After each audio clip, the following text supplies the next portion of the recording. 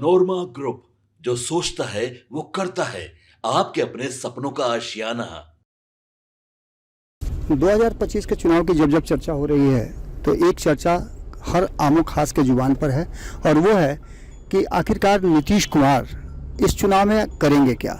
नीतीश कुमार को लेकर के क्या स्ट्रेटजी बनी है और नीतीश कुमार को लेकर के जो स्ट्रेटजी बनी है उसके मायने क्या हैं। यानी सीधे तौर पे ये आप कह सकते हैं कि नीतीश कुमार मुख्यमंत्री की कुर्सी पर बैठेंगे या फिर भारतीय जनता पार्टी कोई नया खेल करेगी।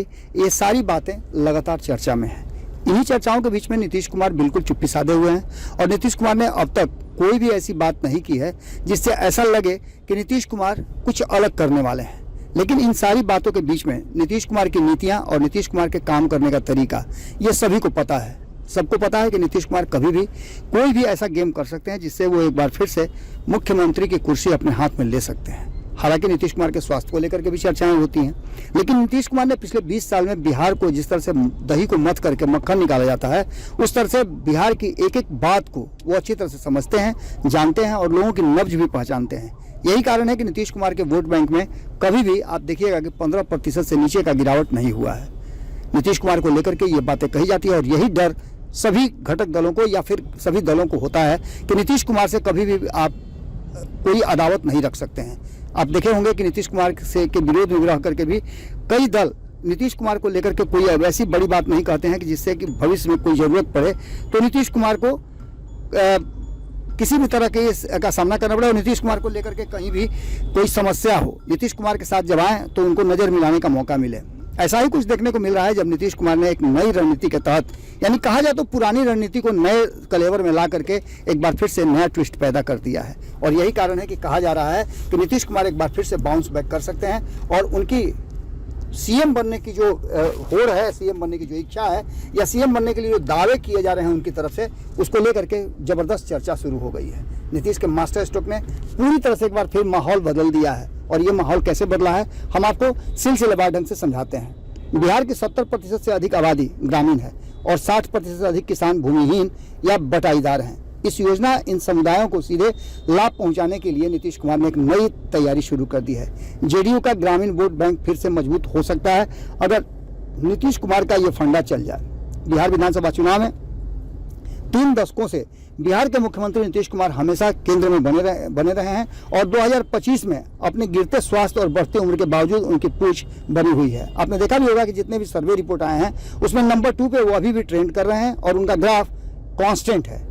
सीधी तौर पे भारतीय जनता पार्टी और राष्ट्रीय जनता दल सभी कोशिश कर चुकी है, लेकिन नीतीश कुमार उनके ही साथ रहेंगे और नीतीश कुमार के बिना दोनों में से कोई भी सरकार नहीं बना पाएगा। ये बातें अब स्पष्ट हो चुकी हैं। इन सब बातों के साथ साथ आपको बता दें कि इनकार नहीं किया जा सकता है कि नीतीश कुमार का जादू कम नहीं हुआ है और नहीं तो नीतीश कुमार का जादू बढ़ा ही है। इन सारी बातों को लेकर के राष्ट्रीय जनता दल हो, जनसुराज हो, लोक जनशक्ति पार्टी हो या अन्य दल हो, सभी नीतीश कुमार के साथ ही रहने की बात करते हैं और नीतीश कुमार के बिना सरकार में रहने की वो सोच भी नहीं सकते हैं। आपको बता दें कि ठीक उसके उल्टे नीतीश कुमार के जनाधार को लेकर के जितनी बातें भी की गई हैं उन सभी बातों को लेकर के एक बात तो साफ है कि वो पूरी तरह से कहीं ना कहीं इस कहानी को लेकर के नीतीश कुमार अपनी बातों को रखते रहे हैं। आपको बता दें कि नीतीश कुमार की भी इस बात को अच्छी तरह से महसूस करते हैं, वो जानते हैं कि आगे की रणनीति किस तरह से बनेगी और इस तरह से नीतीश कुमार अपनी बातों को रखने के लिए पूरी तरह से तैयारी करते रहते हैं। इन्हीं सब विषयों को लेकर के नीतीश कुमार हर बार कुछ नया करते हैं। कुछ नया करने के साथ साथ नीतीश कुमार अपनी राजनीति और रणनीति अपने हिसाब से देखते हैं। नीतीश कुमार ने 2025 के विधानसभा चुनाव से पहले एक महत्वपूर्ण कदम उठाते हुए 1 दशक पुरानी भूमि सुधार योजना को लागू किया है। इसको लेकर के कई बातें कही जा रही थी। कहा तो ये भी जा रहा था कि इस योजना के आने के बाद नीतीश कुमार की जमीन हिल जाएगी और कहीं ना कहीं ये नीतीश कुमार का उल्टा दाव पड़ सकता है।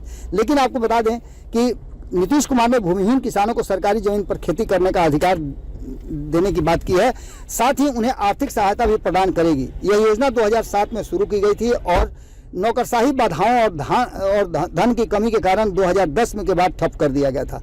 नीतीश कुमार एक बार फिर से इस लैंड अलॉटमेंट स्कीम बिहार में जनता दल यूनाइटेड के लिए 2025 में विधानसभा चुनाव में एक उम्मीद की किरण बन सकती है। यह योजना जो भूमिहीन किसानों और बटाईदारों को सरकारी जमीन पर खेती का अधिकार और आर्थिक सहायता प्रदान करती है, ग्रामीण मतदाताओं खासकर दलित और अति पिछड़ा वर्ग ईबीसी को लुभाने की रणनीति का हिस्सा हो सकती है।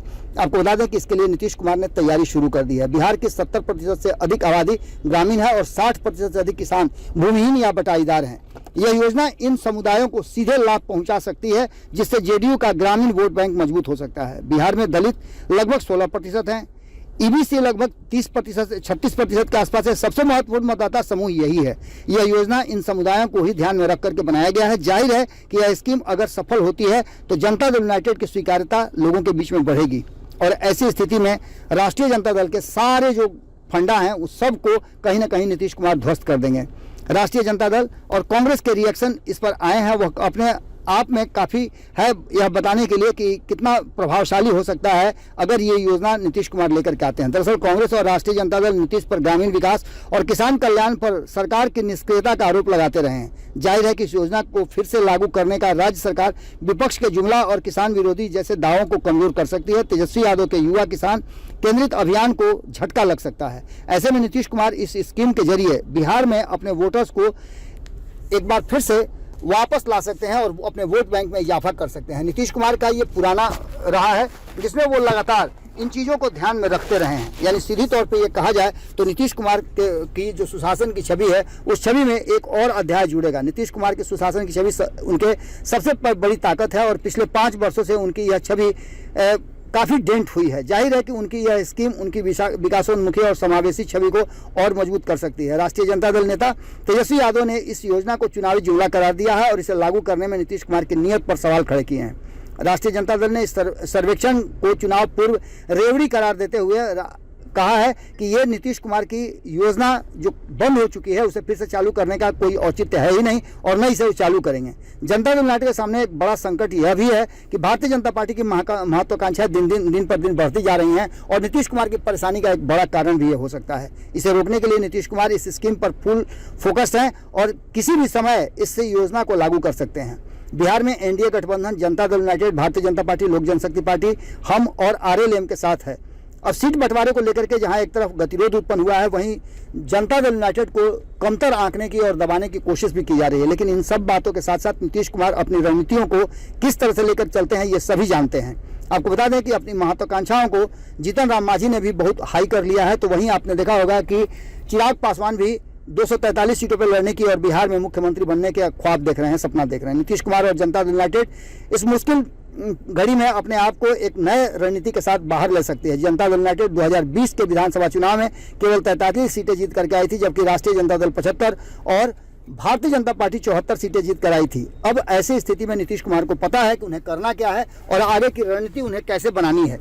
इन सभी बातों पर और सभी विषय पर नीतीश कुमार पूरा फोकस्ड है और स्कीम पर उनका ध्यान खास करके पड़ा हुआ है। ऐसी स्थिति में आप समझ सकते हैं कि नीतीश कुमार की ये योजना, जिसमें भारी संख्या में लोगों को लगभग 60% बिहार की जनता को इसमें मौका मिलेगा अपने आप को आगे बढ़ाने का और बराबरी पाने का, तो ऐसी स्थिति में नीतीश कुमार का यह फॉर्मूला उनको सरकार बनाने में काफ़ी मदद कर सकता है और नीतीश कुमार की बादशाहत भी बरकरार रहेगी। देखना होगा कि नीतीश कुमार क्या फैसला लेते हैं और कैसे इसे इम्प्लीमेंट करते हैं। जुड़े रहिए भारत लाइव के साथ, खबरों का सिलसिला लगातार जारी है। बहुत बहुत धन्यवाद। और वह बिहार के राजनीति और बिहारियत से सरोकार रखेनी तो सब्सक्राइब बटन दबा के चैनल के सब्सक्राइब कर ली। ओजे एगो घंटी बा, ओकरा बटन दबा देला से कुल सटीक और मारक खबर रुआ मुफ्त में मिल जाई। अगर रुआ पत्रकारिता के हमनी के नया प्रयोग में सहयोग कर चाहतानी तो ज्वाइन बटन दबा दी। पेटीएम नंबर नोट कर ली 9386816700। धन्यवाद।